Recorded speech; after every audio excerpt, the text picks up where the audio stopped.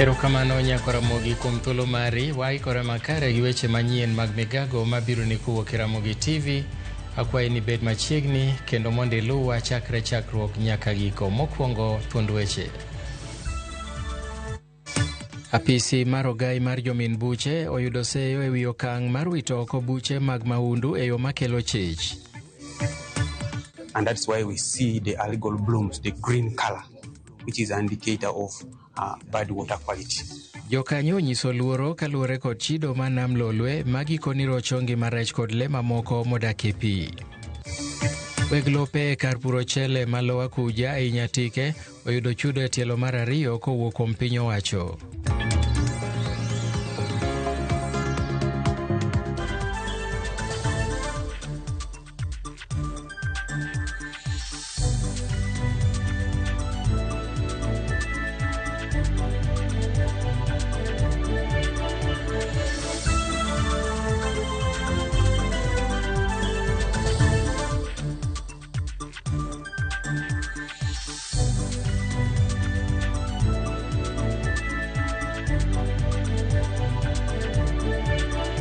Arwakini machiegni nyinga Milton Ochieng' Awuor.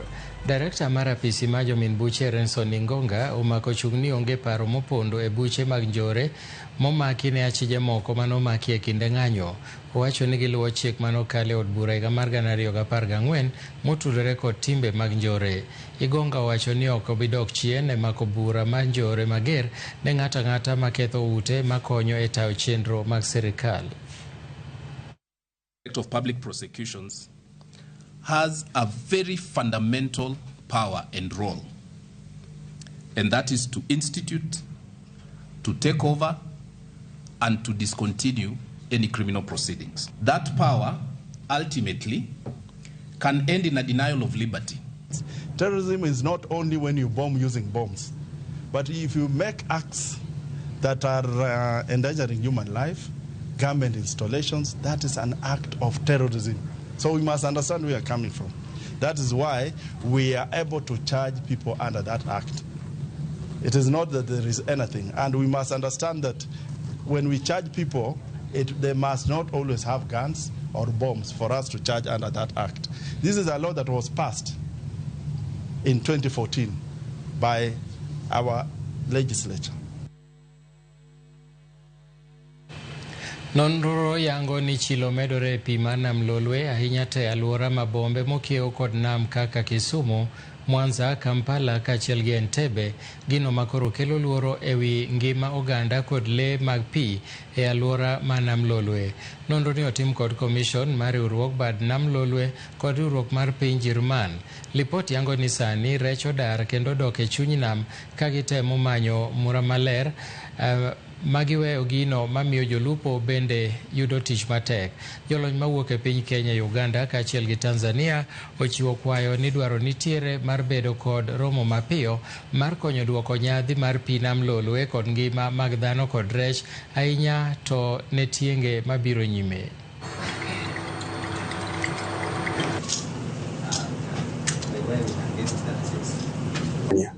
So these areas which receive a lot of nutrients from the catchment are most fertile for the algal growth. And that's why we see the algal blooms, the green color, which is an indicator of bad water quality. The water is supposed to have some green algae, which is good for the fish, which is good for the aquatic life. But when it gets a lot of excess of nutrients, then we have the growth of algal blooms. We have observed increase in terms of sediments. You find that especially in the Wynnum Gulf, the turbidity, we call it turbidity. The water is becoming more turbid. It's becoming, it has a lot of dissolved sediments which comes from the catchment due to erosion. We are partnering with the Lake Victoria Basin Commission and the East African community in general on supporting enhancing water resources management.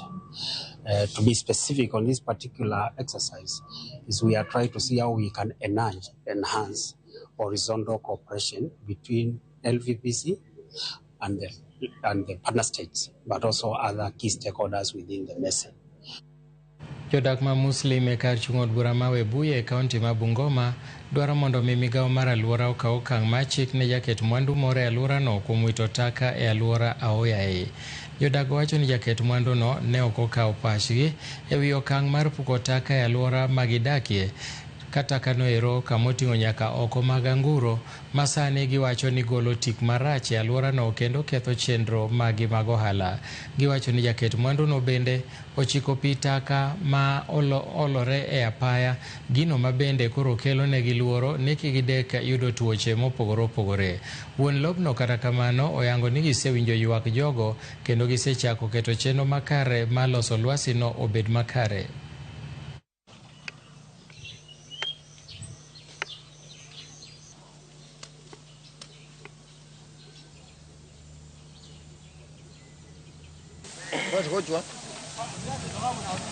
Kwa sababu sisi hata ukibeba mtu kwa pikipiki, hiyo harufu, mtu akikaa kwa pikipiki anaanza kusema ni nini inaendelea hapa, ama kuna kitu imekufia hapa ama ni nini. Kuna jirani tumeona ameanza kumwaga hapa vitu takataka fulani. Sisi tukajua tu ni takataka ya kawaida, lakini after sometimes tukaona tu yani tunasikia area inakuwa na mazingira chafu, yani harufu inatupa. Yani watu tunashangaa kuna kitu gani inaendelea kwa area. Sasa tumekuja tukachunguza tukajua tukapata ile takataka anamwaga hapo yenye anatoa huko, hivyo si takataka mzuri. Makastoma wanakuja wanatuuliza kila wakati, mumeua nini hapa? Paka wametutoroka. Chakula inzi tu hatukuli. Wakastoma wanatoroka. Hawataki kutusongea, wanasema vibanda zetu saizi wametutoroka, wameenda mahali pengine kwa sababu ya hiyo harufu. Tulipata malalamishi kutoka kwa nyumba 10 na Mkasawa area kuhusu dumping ya waste ya kuku, na immediately Mkasaka tujulisha, tukakuja tukakuwa na yeye na immediately tukaanza kazi. Piny owacho ochiwo chudo e tielo mar ariyo ne jopiny mane ochiwo lopegi e kar puro chele ma Lower Kuja Irrigation Scheme mayudore Nyatike e kaunti ma Migori. Nyasi madhi nyime oyuore kod jagoro mongirore migawo mochung' ne kuoyo pi e puothe kaka yor jiwo oganda matayo chenro mag Lower Kuja. Watudorane achiel kachiel gi jafwambo marwa George Juma mondo nyiswa kaka chenrono dhi nyime. George, kinyalo winja, inyalo nyisowa ni to jogo eko ma bende ichulo kawuono pod gin gi geno ni biro chulo gi kendo koso tielo mar ariyo ni e tielo mogik?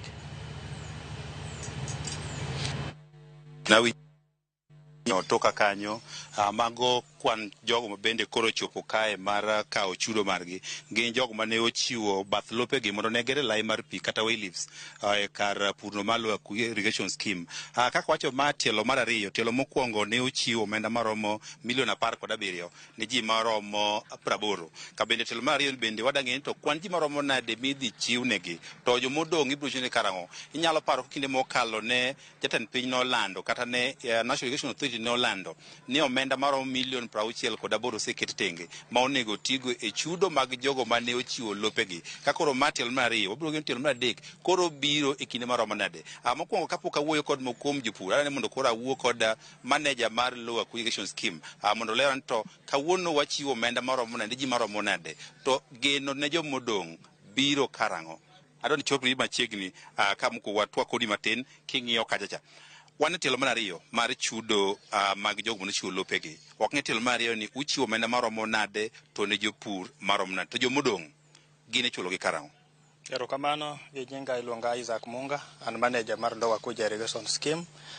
Tielo mar ariyo ma kawuono mwachulo kod jopur e weche mag compensation kuonde ma kanal mekwa okale, wabiro chulo milion 16 ne jopur madhi 177. And mago gin checks manitie makang'o wach makawuono ni orumo. To wan ga dieri ni oganda 177 dhi yudo checks gi kendo gidhi bedo gi mor kuom rito magiserito mang'eny.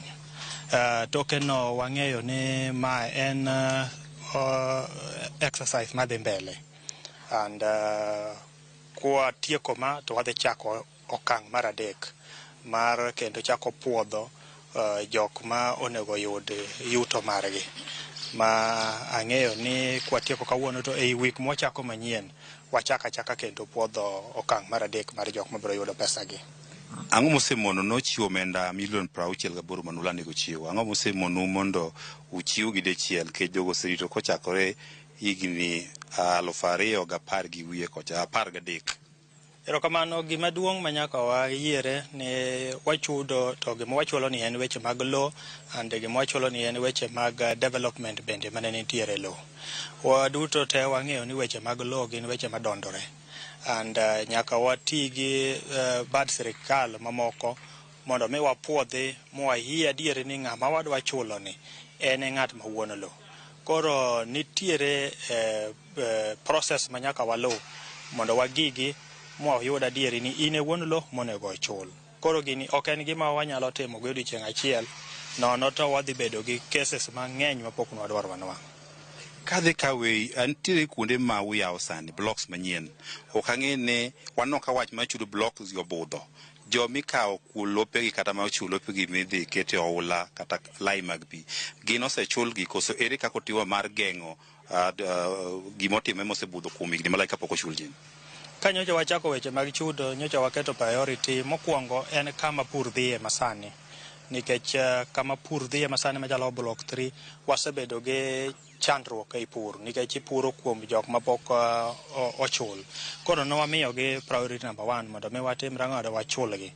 Priority number 2 be nwamiyo kuonde mwagede kaka block 11 to gi block 12. And wan gadieri ni kuonde mwagede sani jogo gin jok ma wachulogi ma kuponi wamiyo contractor tich to onge gimoro ni chung' kendo. Koro wamiyo priority kuonde ma wadhiye gi kanal. Erokamano. Wawuogi japur Ada ni chori machiegni ka. King'iyo kacha kaka jakoma jopur chendo mar chudo spido kadhi nyime matielo mar ariyo un kaka jogi joma ne ochiwo lopegi chendo ni be odhi e yo kaka usebedo kugeno be ji yudo chudo margi kaka yande gigeno? Erokamano ahinya. Kaka jakom mar jopur malo Akuja irrigation scheme chudo mar way leave kwa mapi kale en gima osebedo ka yware koni gi koni kaka useng'eyo to jo irrigation osebedo ka temo kokale lwet National Irrigation Authority. Sirikal osebedo ka golo pesa to chandruok bedo nikech nitiere lope ma mondo yang hie no mar ng'a bedo matek. Samoro wuon go nosetho to jomo weyo go be pod ok otimo succession. Koro succession kawo muda. To succession ko kawo muda to samoro ineno ni jo irrigation obudho kapok ochulo jopur. Mar ariyo nitiere jomoko ma bende no pim puothegi to ne gineno ni pesa no ne tin. Koro ok wanyal chune mondo kawo pesa no. Koro jomoko osekawo okang' modhi nyaka e kot mondo mi kot odhi ong'ad ane ni to bende en adieri ni mano e pesa ma owinjo bed ni imiye. Koro kawuono to wan e tielo mar ariyo ma okelnwa milion 16 kuom dhano 177. Tielo mokalo ne wan gi milion 17. President nobiro ka mano wachonwa ni okelo milion 68 kendo en adieri ni pesa no noteri account mar irrigation to pesa no yudo ka sani koro pod odong' milion 35 mapok ochul. Koro ok wanyal lauma ahinya sirikal ni jowa pok oyudo pesa to wanyalo wacho ni ne jowa ni en gima duong' ahinya ka wuoru otho to nowe welo timuru succession mondo ng'ato ka ng'ato obed gi puothe. Iyudo ka en puodho namba achiel to en mar ji mang'eny to jogo ok otimo succession. Koro bedo tich matek. Ma emosechandowa ahinya kendo amor nikech nyocha to koro wabedo piny mowinjore ma chief bi wabedogo moyango jok mowinjo be ne miyo pesa. Ta ahero jiwo ni jowa mosemi pesa ni o pesa manere matin to ti kode kipuro kode kama pigi nokalo mondo ka en 50,000 to nyuoli 20,000 machielo to kik ti kode mar yo manyalo kethe moko nyal chako nyuolo pesa machielo. Kawei scheme no osebudho higni dhi mana 15. Genou e gedo mare kod konyou bendo segi kare nyaka sama wuoye. Anyalo wacho ni scheme no nochakore chon. Tanyalo wacho gi dhok machielo ni no lack political goodwill. Nikech sirikal mamalo nowinjo tiek scheme ni gi higa 5 komiye 5 billion, komiye bilion 5 to pesa mani nikelo pesa ma kidam kendo yudo ni pesa madhi schemes mamoko nitero mang'eny machalo Mwea Ahero gini Bunyala to malo biro loya kuja to samoro biro mana siling kata na milion 100 ma samoro ok nyal timo gima nowinjo tim. Tamoro nikech kanyocha ne President Ruto nobiro to noketo nwa yanga ne kadhi nyime sani omakore gi MP marwa Tom Mboyo mondo mi pesa obi mang'eny kendo wan gedi ni sani koro pesa biro kendo kata governor marwa bendo makore gi ko it is for the first time a history nyaka njo irrigation chakre ma governor gi MP to gi president wacho dhok achiel jo National Irrigation Authority be yudo ka sani gi goodwill to expand this scheme. Wan dwarowa en bloge te manobiro designed ne wan gi 19,000 acres. Wan gi bloge ma pok pio dhiye wadwa ni pio dhiye mondo jogweng'wa go be mondo kigi ne ni mijumbe ok oherogi. Mjumbe oheru, president oheru, governor oheru, waheru kaka jopur waduto. Erokamano, ami mana dakika seconds per day. Jopur awinjo ko seconds per day ko ywak ni ndeche richo kacha kaka sirikal mar county ang'o matimo seconds per day sa orumo. Erokamano George. Ndeche ni nyaka bed ni orumo nikech koth gi weather. Wasewinjore gi manager mar Nia Maka ni wadhi bedo piny wane wago kwan nderni mage culverts mage negi pesa mondo mi access kage nyalo bedo ni gidwa wuok joma dwa kawo rice joma kelo mondo for drying for sale gibed gi access. So en gima nyaka wabed piny gi Nia mu identify gi mwane ni contribution gin ma county gidwaro ni mondo konygi nade mondo mi farmers obed gi easy access mondo kik crop kethre. Erokamano ahinya. Kijalo winjo mano moko kuom jotelo mag Nia kaachiel kod 10 county ma Migori. Kabeni winjo ka jopur mathoth nyaka sani koro gigeno chudo margi. Kabeni winjo ni thoth jopur wacho ni kar pur ni pok okete rang'iny ma ende gigeno. Kabende ginte kod geno ni ibiro kelo omenda maromo mondo koro kar pur ni mabende nigi kuonde pur maromo acres 10,000 koro keti mondo koro chiemo moromo koro wuogi kawuok kar pur ni. Erokamano ahinya George Juma kuom report ma jaber makamano maduoko geno ne jopur mande nochiwo lopegi. Ka wadhi nyime, oganda mawuok e gwenge ma Nyambera kod Nyakongo e alwora ma Kisii onyiso ich wang' margi kendo bago ng'anyo kaluwore kod kethruok mar apeyni e alworano.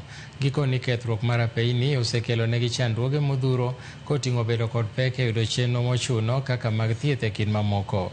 Bende gihum kaluwore ni kethruok mag apeyni e alworano osebedo mana kitiyo godo gi josiasa e kinde kampen to bang' yiero koserumo to ok dewgi. Giwacho ni ok gibi dok chien nyaka losnegi apeynigo kaka yor bero ngimagi. Kwa manyumba hawalipi kwa ajili barabara haipo, hasa wakati mtu amekuwa mgonjwa kumfikisha katika hospitali ni kama kilomita 1 lakini kumfikisha kunakuwa shida. Iko na mashimo wakati wa mvua hata kupita ni sio rahisi. Hata imekuwa sangine kama mtu amekuwa mgonjwa inabidi tumbebe na magunia kama zamani au wili baro tukijaribu. Sasa tunashangaa hao watu ambao tulichagua. Huyu ni MCA Mr. Duke Nyarango. Huyu ni mjumbe Mr. Honorable Kibagedi. Hata kama na wetu kweli wanasikia wanakuja wanajua Nyangongo iko wapi na ametuma mabrokers wakuja kutengeneza barabara.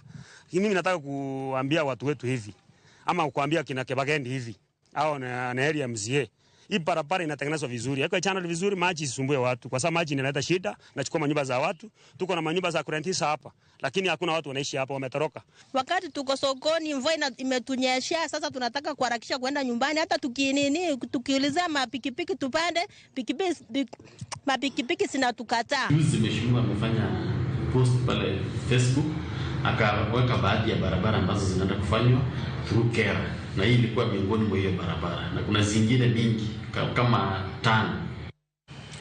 Riwruok mar laktache ma pacho ka KMPDU ochiwo ndalo 14 ne sirikal ma chopo singo margi makawo kamano to laktache chako ng'anyo. Ng'anyono ichan bagi e kind laktache osiptal maduong' mar Moi kaachiel kod mamoko e kaunti ma Uasin Gishu. Laktache go omiyo sirikal seche 84 Seche 48 machopo dwaro margi makao kamano to chenro mag tich dhi chung'. Moko kuom ywakgi gin kaachiel kod chenro marach mar thieth, koso yudo osara kaachiel kod koso chulo omenda maromo milion 200 midwaro kod Moi Teaching and Referral Hospital.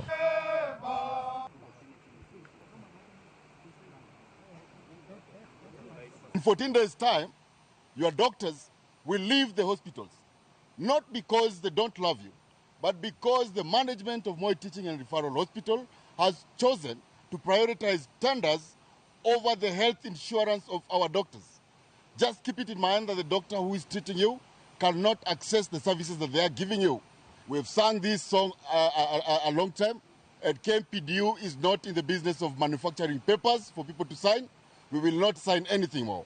What we want to see is money in the banks of these doctors, and they deserve it. That the arrears that are owed to these doctors must be calculated and paid and indicated to them within 48 hours. We have also discussed and indicated that Uasin-Gishu County must rise up and give these doctors in Uasin-Gishu dignified medical insurance. And the promotion agreements of last year, May 2024, must be implemented because the county is in contempt. So we have said that because we are going to go on strike on 6th of August 2025, essentially we have issued 14-day strike notice that in 14 days, if these things are not done, then MTRH management that is said to have received kickback from First Assurance must get away with the insurance company on how to handle patients at the hospital. Komiti mar somo e od bura mamalo ochwalo penjo mathoth ewi pesa mar somo mar jopuonjre molwar kowuok e siling 22,000 nyaka 16,900. Jatend migawo mar omenda John Badi kaachiel gi nyawadgi mar somo Migoso Gamba wacho ni bajet masani ok nyal siro somo mar jopuonjrego kuom siling 22,000 ne japuonjre ka japuonjre, ka giwacho ni jopuonjre kwan gi ni malo. Kara kamano jood bura okelo penjo mathoth ma ok ne oketi e bajet, ka giwacho ni nitie skunde moko mochwalie omenda to ne gionge bajet. Wawinjano kaka chenro no dhi nyime. Currently, learners are provided with tuition and operations cost at the rate of Kenya shillings 1,420 for primary education. For junior school, it is 15,042 per child, and per capita for senior secondary school is 22,244. However, due to constrained fiscal space and other emerging priorities within the education sector, updating these rates might be untenable. The government will, however, consider reviewing these rates should revenue performance improve. Again, Madam Chair, we are getting more and more children in our schools, and the revenue performance is not increasing at a faster pace. And so sometimes the rates may look low, but again, we have to operate within the fiscal framework. This particular figure for the last 4 or 5 years has never been attained in the budgeting of the money that comes to the ministry. And that's because the numbers of students have been going up, but the figure has remained static. Administratively, the ministry has taken steps to ensure timely disbursement of capitation, again, as my colleague said, at the ratio of 50, 30, and 20. First term 50, second term 30, and third term 20%. Erokamano ahinya Kwaramogi kuom medo kete. Issues of fluorosis. And now that their school has been submerged and the nearest one is more than 11 kilometers away, it means they are left without government. I don't know if the CS has ever been able to visit, and Lysamis is also experiencing the same on the other side. I don't know if the CS was able to visit, even to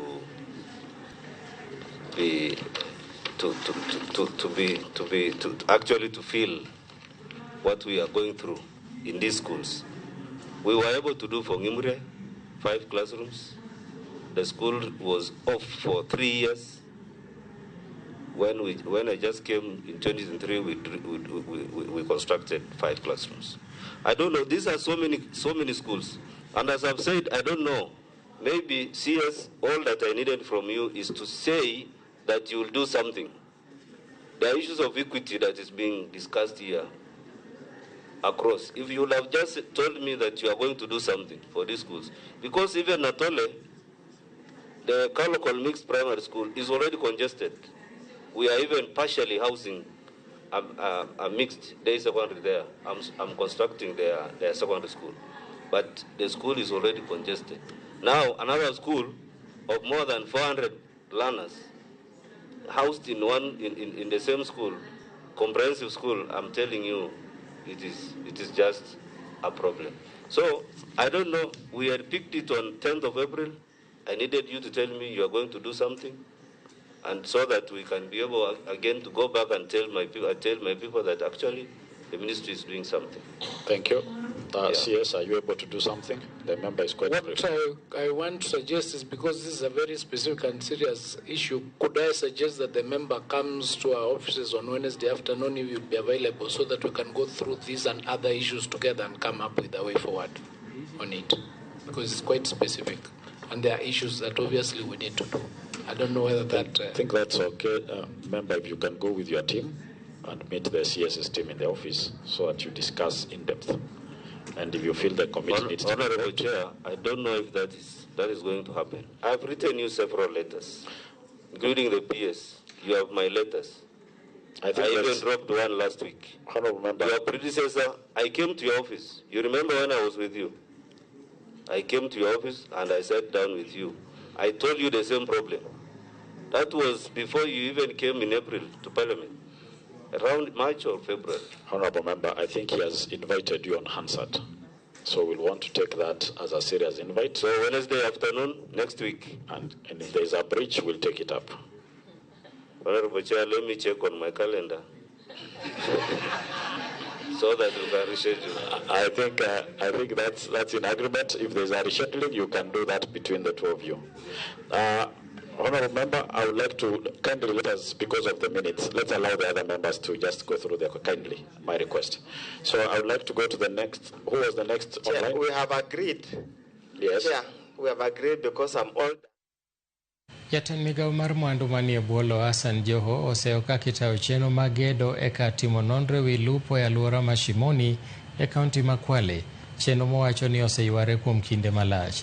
Noloso bang' keto ayanga masinde mabiro konyo e loso kodhi makonyo e pith rech e kar timo nonro no, kama bende ogole chik ne jago manomiyo ragno mar gedono mondo neno tieko cheno mar gedono kapok dweche 3 mabiro kokalo. Chenrono madhi nuoyo kata madhi muonyo omenda maromo siling bilion 1.4 biro konyo jolupo e kedo gi midhiero mithoro kel gi nok mar rech e alwora mar Nam Chumbi. Government has removed money. Government has paid all your certificates on time. You have no reason whatsoever to delay projects. And therefore, in partnership with the county government, we will supervise these projects together. Hata kama mimi niko Nairobi, we have an MCA here. We have our waziri here. Waziri nimemwona hapa. Governor yuko hapa. Na our leaders are here, MPs. Everybody has the right to walk to our sites and supervise that the right thing is being done. Na kama kitu haifanyiki, then necessary action will be taken. Na imani hii product kwanza haitokuwa kama zile project za kitambo ambazo national government walikuwa wanatengeneza alafu zinabaki kwa gofu. Na imani mradi huu wa hatchery, na imani kwa sababu ya uwepo wako kama waziri utafanya kazi. Sasa katika hii hatchery tunafanya kuwa tunazalisha mbegu ili tuweze kupatia wakulima wa kamba waweze kuzuia ama kupatia ile kazi yao iwe rahisi kuweza kufuga kamba ili waweze kuuza. Maana katika uchumi hii iko na pesa mingi sana katika uchumi wetu wa Kenya, takriban 1,200 kwa kilo. Gwandruok medore kind sirikand kaunti ma Trans Nzoia kod familia moro mawacho ni gin weg lowo manie keo mar ofis maduong' mar kaunti no e boma ma Kitale. Familia mar Midusa Philip Okundi wacho ni lobno en mwandugi mopuodhi kendo gikwedo okang' mar kaunti ma Trans Nzoia gero chiel e lopgi ma ok ochulgi. Kata kamano, gavana mar Trans Nzoia George Natembeya oitoko ywak makamano kowacho ni lono en mar sirikal kendo ni e bwo bad migawo mochung'ne weche mag pur.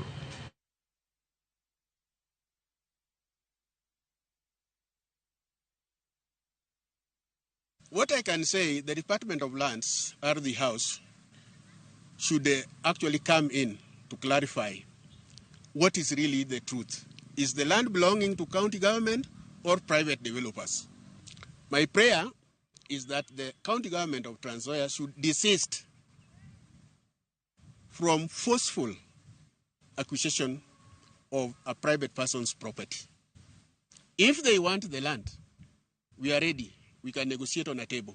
So wala ambao wanadanganywa kwamba kuna shamba labda kuuza karibu na hapa, na hapa tahadhari tu hapa onyo kwamba hakuna shamba la kuuza hapa, yote ni mali ya umma. Jaribu kadri wewe kuhakikisha kwamba tunaregesha shamba yote. Na ningependa tu kuwasihi wala ambao wanatumia vijana kuja kufrustrate government projects wakidai kwamba hii mashamba ni yao. Hiyo maneno wawache, maana we're not going to entertain it anymore. Umedo neno weche manyien kawuok e Ramogi TV en thuolo mar kawo yueyo mokwongo migago kapok adhi e yueyo. Erokamano Mwalimu Peter Ojuok, iwacho ni Nramba Kabondo, iwacho ni Taibith manade no sawa iwacho ni in makare. Kaeto Ochieng' Ogalo Wuoda Kala Kadem wacho noneno maler ka weche somo to neno kok dhi maber. Kaeto wacho ni Ramogi TV ler kendo yom an Nairobi kar chuny Jaluo okiwacho kata nyingi. Jaka Black erokamano kuom news amora ne Edwin Ochieng' Mwalimu Chairman Kawino. Kaeto yawa koro ji owe nyuol ni pesa somo tin koso somo masani en mar jo pesa. Aneno migago Mosan Sara Singa Nyakwaro Dongo mar wang' neno West Kanyamkago. Machielo bende aneno koko ndiko onuore osendiko ote machielo. Nyakwara Mogi wadhi e yueyo, kik idhi mabor, waduogo bang' thuolo machuok.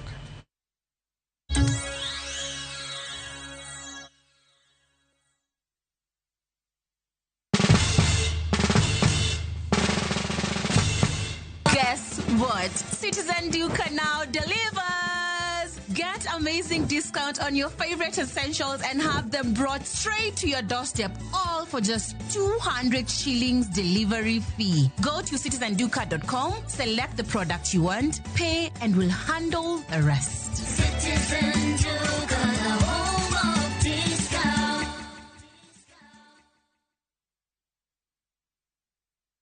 Royal Mabati Factory Limited nitie gi discounts mabeo mokalo mag dier higa. Tiles mag tado mag deka iyudo gi siling 100 kende, ka steel trusses to yudore e siling 255 mita ka mita. Wakelo ni nyaka idhodi maonge chudo mora mora ei Kenya mangima. Gochno e namba ma en 0722 638 kata chwal order mari e www.royalmabati.com.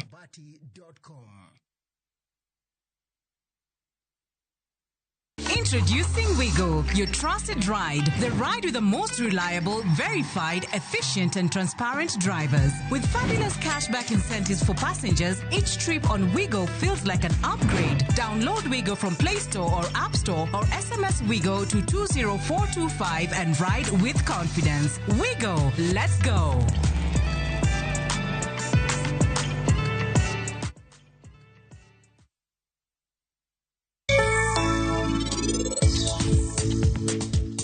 Ngimana mar parigi mora mora opogore ahinya. An kode onge kuma wachalre kata matin. Awinjo kama ne en duon jaoda.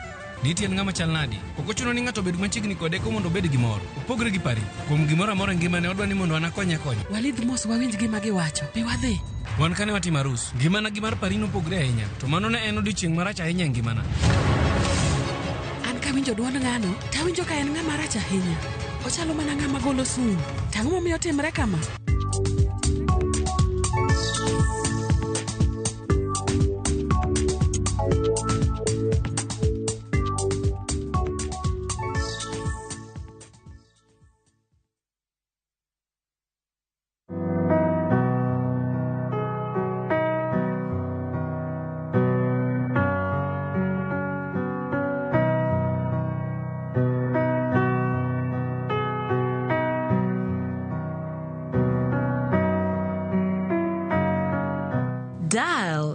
*811 *404# to get Jesus Paid It All as your skiza tune.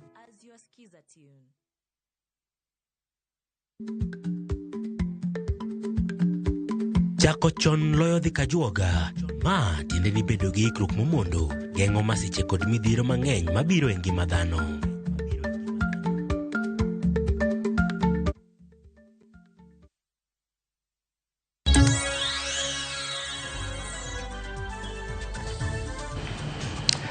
Machiegni kendo, jodak e alwora mar Umuruti e kaunti ma Laikipia noweyo tijegi kendo ng'anyo nyaka e tesend bila mar Umuruti kane gidwaro mondo duoknegi jambgi.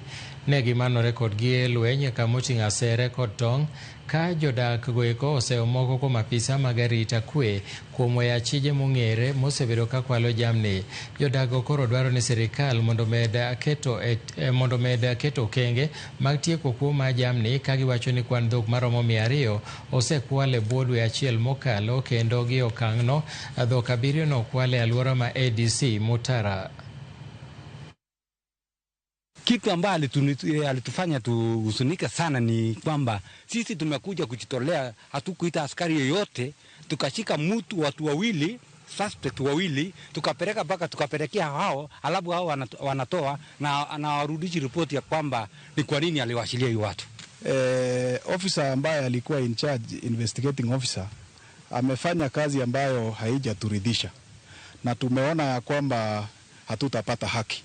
Manake kama umeshika mtu files zimekorogwa kiwango ya kwamba mambo ikienda kotini haikuenda vizuri, so unaona sasa hapo imekuwa justice denied.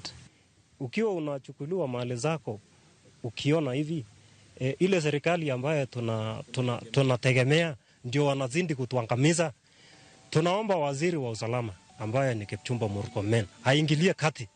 Kama anatuona hapa, haje hapa njua tutoke bila mali yetu hapa. Rowere ma pacho ka koro jiw mondo mi oranga inya sekta mar pur kaka chiel kuom yore manyalo konyogi yudo yuto kendo bero chal mar ngimagi. Kaluwore gi riwruok mar Siaya County Youth Forum, rowerego ma kwan gi ni malo e pacho ka, kata kamano thothgi ok ohero weche mag pur. Wira ni pok omigi bende puonj mowinjore e wi sekta no. Ka giloso e kaunti ma Bungoma, apisa mag riwruogno wacho ni rowere nyaka koro kaw ting' mar neno ni giyudo thuolo mar yudo puonj e wi weche mag pur, kendo nyaka gichwal dwachgi ne 10 counties kaka yor yudo sir. Statistics inasema mkulima wa Kenya ana umri wa miaka 60. Na vijana hawa wenye kati ya umri wa miaka 18 hadi 35 ni wengi sana Kenya hii. So tunajua ya kwamba ikiwa vijana watapewa nafasi, watawezesha kwa kifedha. Pengine serikali iweze kutenga kikapu cha fedha ambazo kinawezesha vijana kujiweka katika kilimo.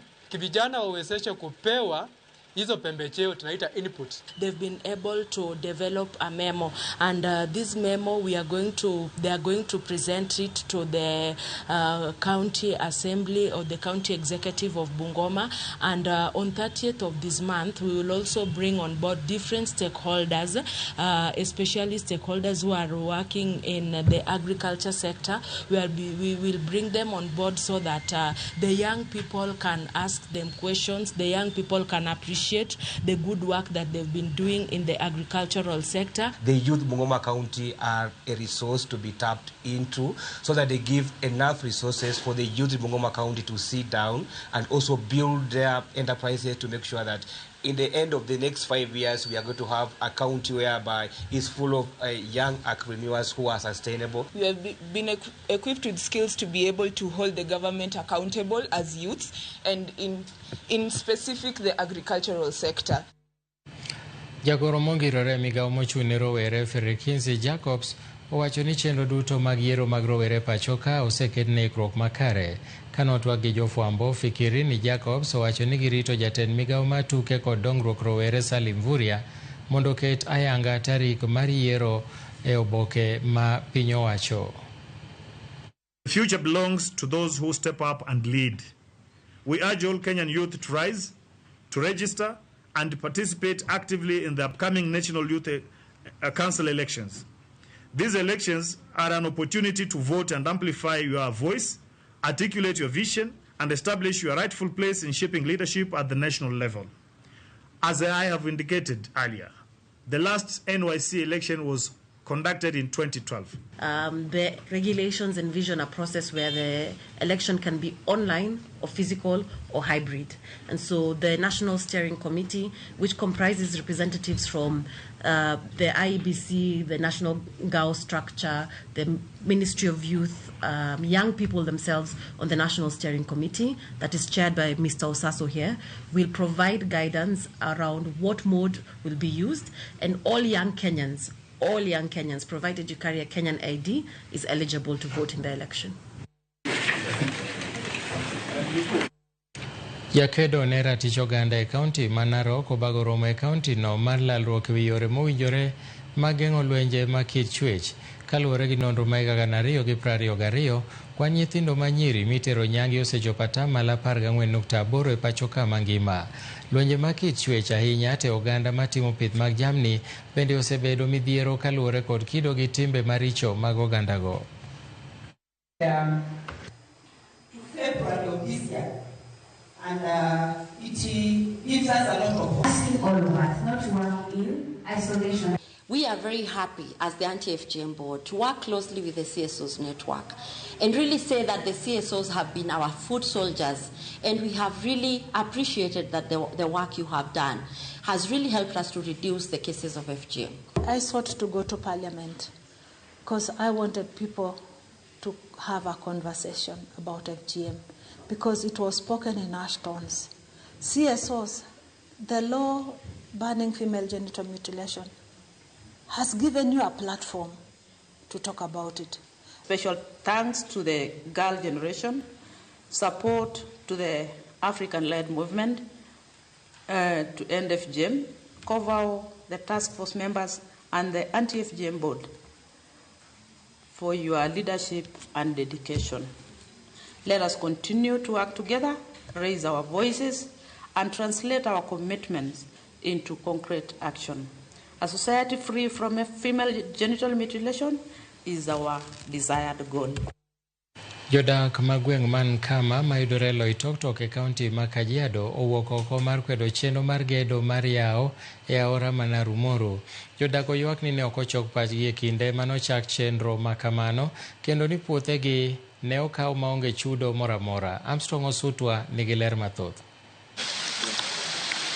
Ma e chal mar chenrono mitayo gi bod mochung' ne keyo pie puothe pachoka. Nyaka ne ochakre gwenge gi ma Loitoktok kaunti ma Kajiado higa mokalo. Ywak mowuok kuom jodak osemedore.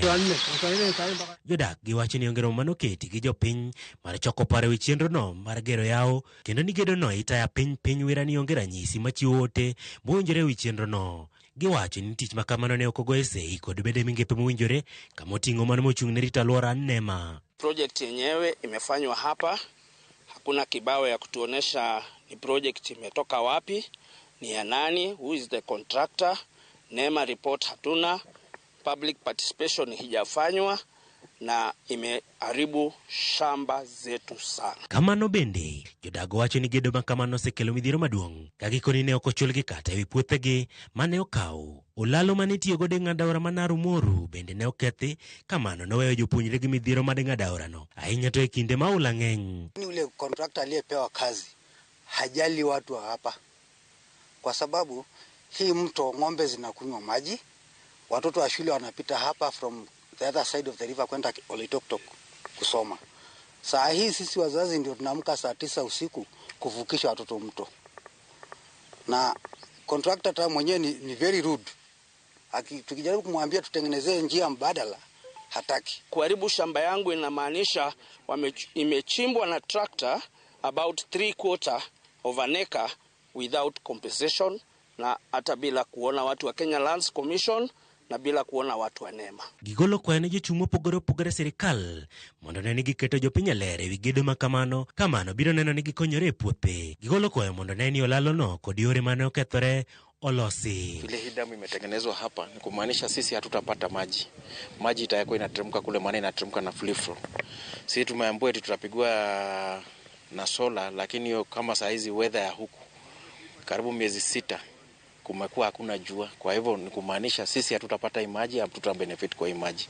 Tulikuwa naomba serikali kama ingeweza kutusongeshea kule juu ndio kila mtu aweze kupata, maana hata tauni yetu ya Oloitoktok haina maji. Mahali imefika hata mradi hatuelewi inaendelea inasimama, hatuelewi. Maana hata hatujahusishwa katika kazi inayofanyika mahali hapa. Tuliona tu kumeharibiwa, miti zimeng'olewa, kukachimbwa ovyo ovyo na pia sehemu ikabaki hivi hivi. Katobere ni jopiny go ywak. Gedo mar yawono to pok odhi nyime chakre dwe mar Ang'wen higani. Armstrong Osutwa, Ramogi TV. Familia more kar dak ma Arabuko e kaunti madundo ma Malindi nigi luoro bang' joma ok oyangore monjogi kendo chako gedo e lopgi. Dayo ma wuon lobno lero ni rowere moko mohewo 30 nyocha nomol e dalagi gi chieng' tich ariyo ka giting'o beti ka gidwaro mondo familia no dar kanyo. Olero ni rowerego nobwogo mar wang'o odgi ponono ni ne ok gitimo kamano, ka giwacho ni dayono kod familia mare ok gin weg lobno. Familia no koro dwaro mondo sirikal omigi arita kendo ne ni ok omagi lopgi. Sasa mimi kwa sababu nilikuwa ni mimi peke yangu na mamangu, wale ni wengi tukutatu sikuweza hata kubishana nao. Wamsi wangu nikaamua kwamba nikae pale nyumbani tuna mama, alafu tuchukue hatua ya kwenda kupiga ripoti polisi. Kwa tumekaa pale nyumbani, kuna jamaa wawili wakaja wakiwa wameshikilia mapanga kututishia maisha kwamba watanikatakata tubomoe nyumba zetu, la sivyo watakuja kuchoma hizo nyumba tukichelewa. Niko hapa ni shambani kwangu, shamba hili nimeachiwa na bwana wangu akafa, akaniacha mimi nikiwa hii kesi iko hivyo. Akasema wewe endeleze hii kesi. Sasa hawa watu tulio na kesi nao wanaiuza hii shamba. Tayari ni kuwa mameuza tayari, maana mamekuja na watu wanafanya kazi, maweke fensi upande huu kule, sijui manda fanya nini tena, lakini mimi shamba yangu basi inauzwa. Ogirimitie kinduon bura mar ODM kod UDA higa mokalo medo mana keto jatend piny William Ruto gogai mar ODM Raila Odinga e akirikiki.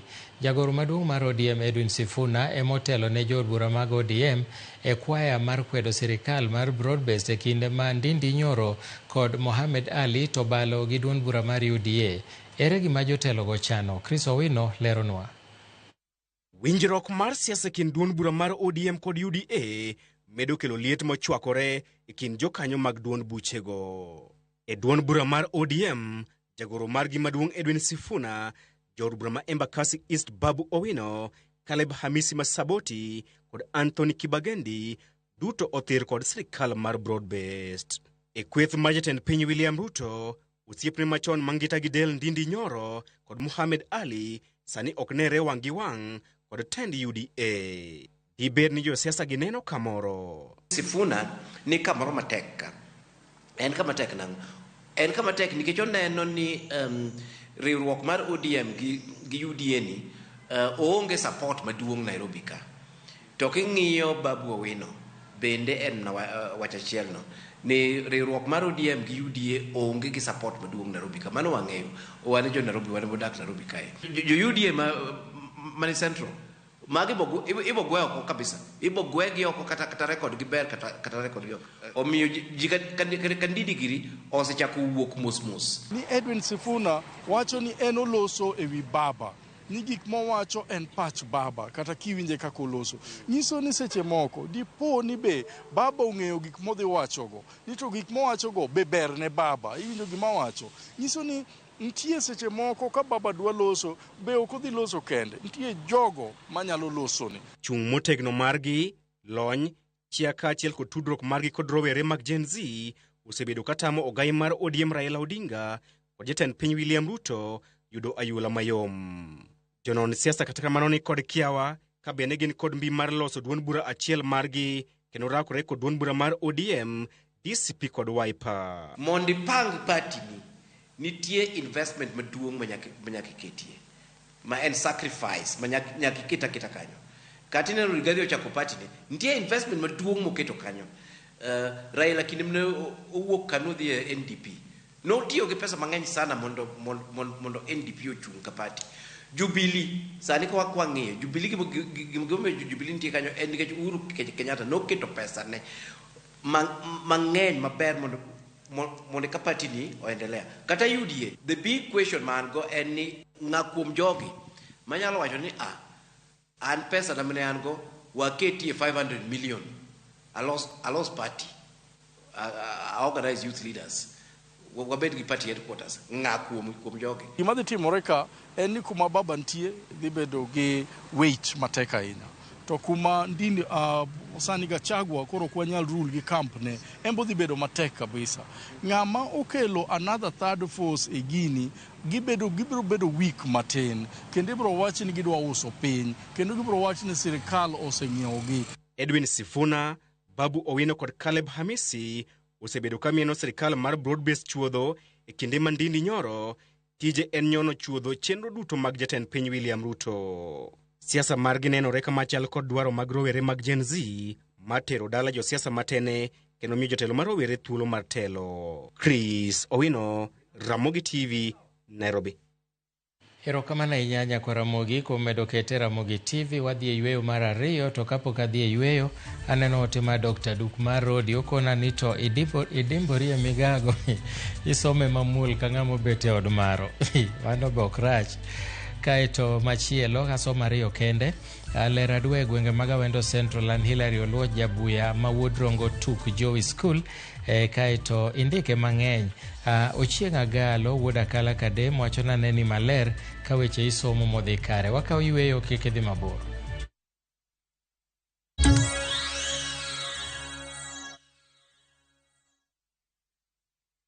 Have you made plans for the August school holidays yet? Looking for the perfect family getaway to relax, unwind, and explore? Look no further. View Travel has you sorted with exciting international deals for the whole family. Fly off to Cape Town from just $1,190 per person sharing for 4 nights with return flights, hotel transfers, a full Cape Town city tour, half-day Winelands tour, and half-day Cape Point tour. Or unwind in Zanzibar from $1,259. Spend 4 magical nights enjoying the Spice Island tour, swimming with sea turtles at Baraka Aquarium, and sailing to Nemba Island. All with return flights and hotel accommodation included. Book now and pay later with Lipa Pole Pole. Visit viewtravel.com or WhatsApp 0703-254-254 today. View Travel. Dream, explore, discover.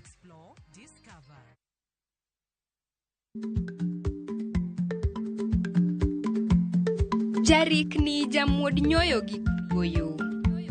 Matiende ni dhi matek maok inono maber samoro nyalo miyo ng'ato midhiero.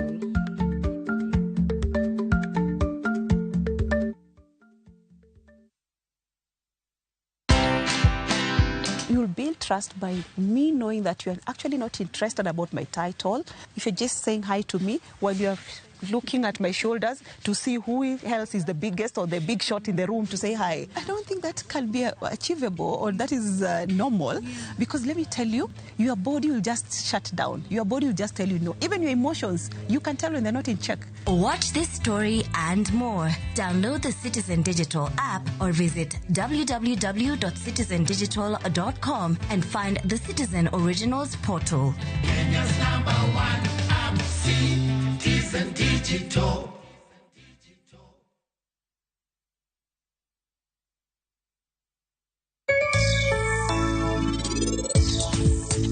Gima dwarore ohala mar gym mokwongo en nyaka ing'e location midhi kete gym no, nikech location midhi kete gym no biro ng'isi the equipments madwarore kanyo.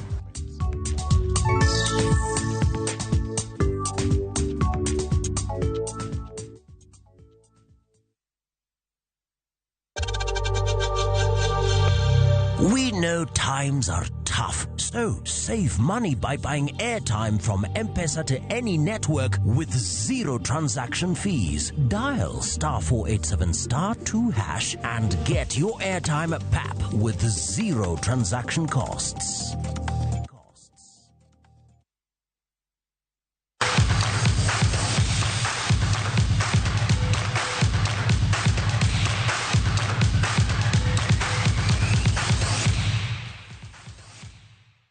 Eweche tuke ni jatend migao matuke Salim Mvurya wacho ni Kenya ikore makare kendo oseketo kenge mowinjore mag arita kwe motelo ne tuke mag CHAN. Koloso mbele kamati mar od bura mochung' ne tuke, Mvurya nolero ni pewe mamoko migeto bagi e tuke mag AFCON ma higa 2027 bende sirikal dhi nyime gi loso e rang'iny madwarore. Part of the stalemate was a pending bill of 627 million by the county government. And we agreed that the county government will be settling that one, as we also manage the 1.5 billion part of the spending that we'll do in Kakamega.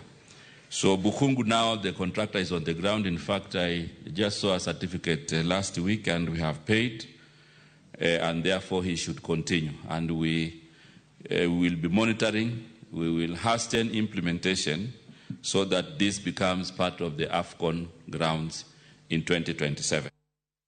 Tuke ma golf ma Sigona ochakore ayanga okinyi makawuono. Tuke go kelo kanyakla jotugo 78 ma golf mawuok e pinje kaka Kenya, Rwanda, South Africa, Zambia, Mauritius, Ethiopia gi Austria.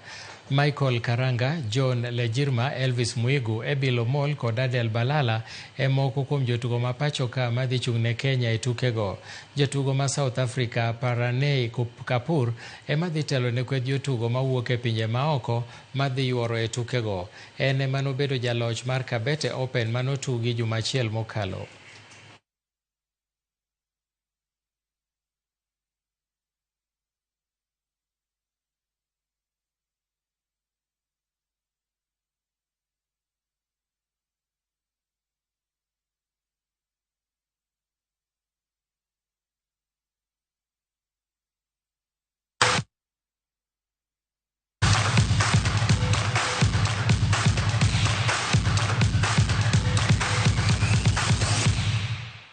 Erokamano nyakwara Mogi kuom kete Ramogi TV ne en weche manyien mag migago waikore mondo wakelni mago makagi kacha koromo sa 10 mar odhiambo.